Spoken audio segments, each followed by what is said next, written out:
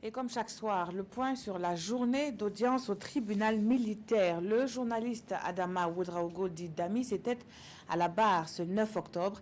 L'ancien chef de desk politique de l'Observateur Palga est accusé de complicité d'attentat à la sécurité de l'État, de meurtre et de coups et blessures volontaires. Le compte rendu avec Zoubaviel David Dabiré et Draman Guéné. Journaliste de son État, Adama Ouedraogo dit Damis apprend le 16 septembre 2015 qu'il y a prise d'otage à la présidence du Faso. En tant que chef de desk politique du quotidien L'Observateur Palga à l'époque, il reçoit plusieurs appels, même de l'international, dans le but de comprendre la situation. Damis apprend plus tard sur les réseaux sociaux que des négociations sont engagées à la présidence du Faso pour une sortie de crise. Le flou persiste. Même étant en congé, le chef de desk politique de l'Observateur Palga décide d'aller à l'information sur initiative personnelle.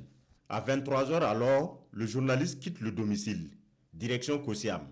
Sur l'avenue France-Afrique, le chercheur d'information sert et s'enferme dans son véhicule pour répondre à un appel.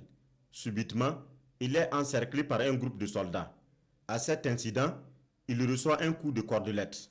Mais cela n'entame en rien sa soif de l'information. Le journaliste poursuit son chemin. À l'entrée de la présidence, on lui a fait savoir que les négociations se mènent au camp Nabakoum 2, juste derrière.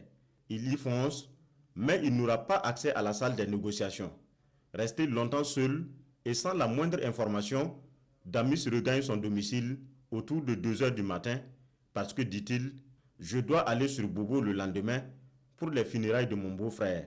Le 17 septembre, le chauffeur qui doit m'amener à Bobo m'a fait un faux bond.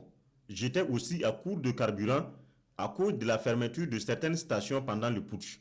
Le journaliste décide encore de repartir à Kosiam, cette fois-ci pour la rencontre du nouvel homme fort avec les secrétaires généraux des ministères.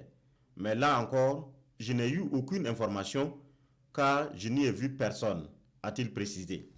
De là-bas, il reçoit un coup de fil lui disant qu'une station est ouverte à la zone du bois.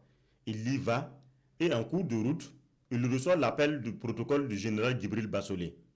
Quand il se retrouve, celui-ci lui tend 1 million de francs CFA de la part du général Bassolé, lui-même hors du pays.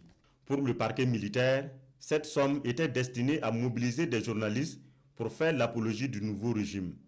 Je défie quiconque qui dit avoir reçu de l'argent de moi Damis pour cette cause. Que le journaliste qui l'a reçu vienne témoigner ici contre moi, s'insurge l'accusé. Quelques semaines avant le 16 septembre, l'épouse du général Bassolé m'a demandé une stratégie de communication pour son mari. Je l'ai élaborée. Au téléphone, le général a promis me revenir à son retour au pays. Je lui ai aussi annoncé le décès de mon beau-frère. Donc, quand j'ai reçu son million, je me suis dit que c'est pour le plan de communication et en même temps pour le décès de mon beau-frère, précise Damis. Le parquet lit le procès verbal de l'interrogatoire au fond du général Gilbert Guinguéré.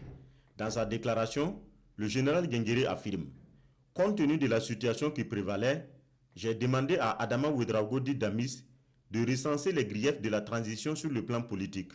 Après, j'ai jeté des idées et Damis a rédigé le brouillon de la déclaration du CND.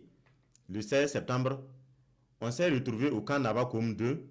On y a ajouté des préoccupations des militaires. Un an plus tard, le général revient sur sa position en disant avoir utilisé des passages des articles de Damis pour produire son communiqué. L'accusé reste sur la défensive. Est-ce que le simple fait d'aller au camp est une infraction pénale? Se demande-t-il avant d'ironiser. Ce n'est pas parce qu'on m'a vu accroupi en brousse que je suis en train de déféquer. Le journaliste Adama Ouedraogo dit Damis revient devant la barre ce mercredi pour poursuivre son interrogatoire.